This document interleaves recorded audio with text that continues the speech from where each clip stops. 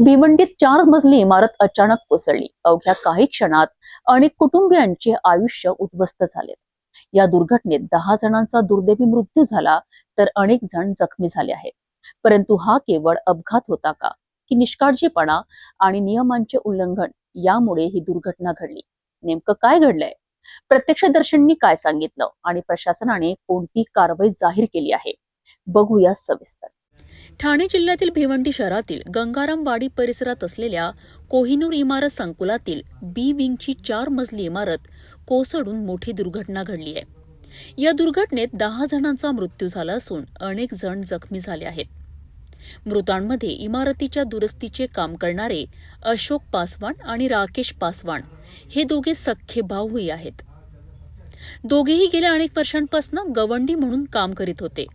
त्यांच्या कुटुंबियांनी या घटनेनंतर मोठा आक्रोश व्यक्त केला आहे. दरम्यान इमारतीत राहणाऱ्या काही नागरिकांनीही या दुर्घटनेबाबत गंभीर दावे केले आहेत.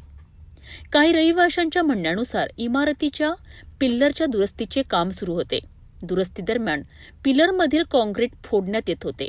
त्यामुळे इमारत अधिक कमकुवत झाल्याचा आरोप त्यांनी केला आहे. काही प्रत्यक्षदर्शींनी सांगितले आहे की इमारत हलू लागल्याचे जाणवताच नागरिकांनी बाहेर पडण्याचा प्रयत्न केला. काहींनी उड्या मारून स्वतःचा जीव वाचविला तर काही जण ढिगाऱ्याखाली अडकलेत. एका रहिवाशाने असा दावा केला आहे की महापालिकेकडनं यापूर्वीही इमारतीबाबत नोटीसही देण्यात आली होती. मात्र या दाव्यांची अधिकृत चौकशी अद्याप सुरू आहे.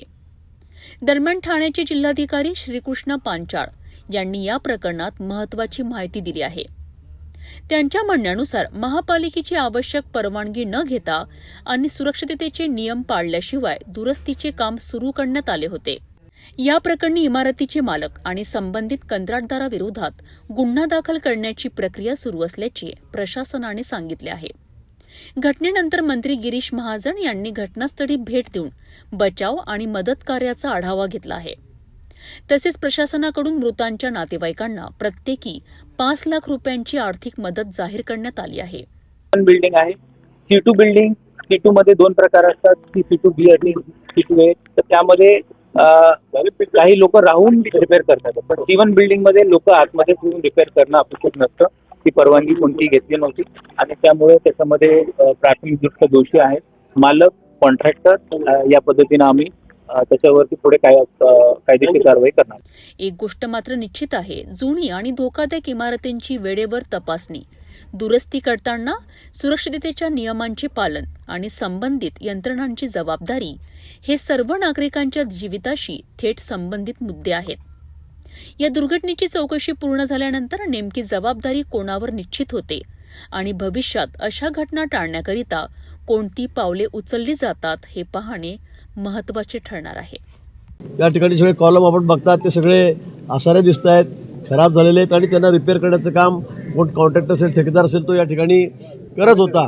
परंतु हे करत असतानाच ही इमारत अचानकपणे कोसळली.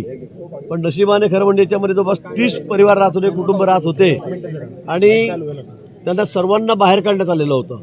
तरीसुद्धा 12-14 कामगार असतील, एखादं कुटुंब त्या ठिकाणी या अपघातामध्ये सापडलं. जवळपास 9 जणांचा दुर्दैवी मृत्यू या ठिकाणी झालेला आहे. अजूनही शोधकार्य सुरू आहे. सगळ्यांच्या सांगण्यानुसार अजून 3-4 जण खाली असतील अशी भीती वर्तवली जाते आहे. जुन्या आणि धोकादायक इमारतींच्या दुरुस्तीसाठी अधिक कडक नियम आणि देखरेख आवश्यक आहे का? तुमचं मत आम्हाला कमेंटमध्ये नक्की सांगा. सिटी न्यूजला सबस्क्राईब करा, व्हिडिओला लाईक करा आणि शेअर करायला विसरू नका.